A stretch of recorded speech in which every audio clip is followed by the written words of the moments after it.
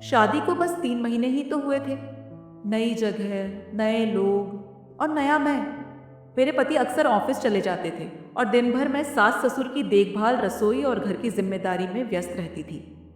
सब कुछ सहज था, लेकिन कहीं ना कहीं कुछ खाली सा भी। इन्हीं दिनों में घर लौटे छोटे देवर आरव।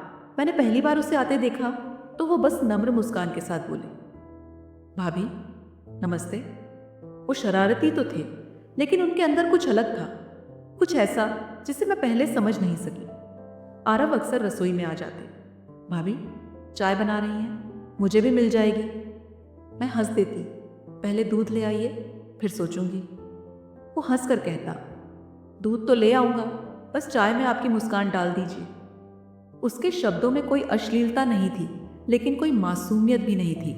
बस एक अजीब सा लिहाज था जो हद और महसूस दोनों कराता था। शाम को मैं बालकनी में खड़ी थी, सूरज उतर रहा था। पीछे किसी के कदमों की आहट आई। भाभी, क्या आप कभी अकेलापन महसूस करती हैं? मैं चौंकी। आरव की आवाज़ थी। मैंने मुस्कुरा कर कहा, कभी कभी। वो कुछ देर चुप रहा, फिर एकदम धीमे से कहा, कभी किसी ने आपकी आंखों में झांका है, पूरी तरह से? मैंने उसकी ओर देखा और वो मेरी आंखों में। वो पहला पल था जब किसी ने मुझे सिर्फ महिला समझकर नहीं देखा था, बल्कि इंसान की तरह महसूस किया था। इसके बाद कुछ नहीं बदला, लेकिन सब कुछ बदल गया। अब जब मैं किचन में होती, वो मुस्कुराते हुए आता। जब मैं पूजा करती तो वो दूर खड़ा होकर देखता, और जब मैं उदास होती तो उसकी आंखें भी बुझ जाती। कभी कुछ कहा नहीं, लेकिन आंखों की भाषा दोनों पढ़ना सीख गए थे। एक दिन आरव ने घर छोड़ दिया, कोई नौकरी का बहाना बनाकर। कोई विदा नहीं, कोई अलविदा नहीं, बस एक चिट्ठी छोड़ी।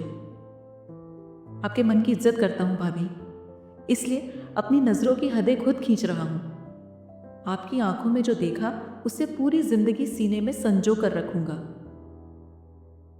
आज भी जब मैं शीशे में अपनी आंखों को देखती हूँ तो लगता है कहीं ना कहीं कोई आरव अब भी उनमें झांक रहा है।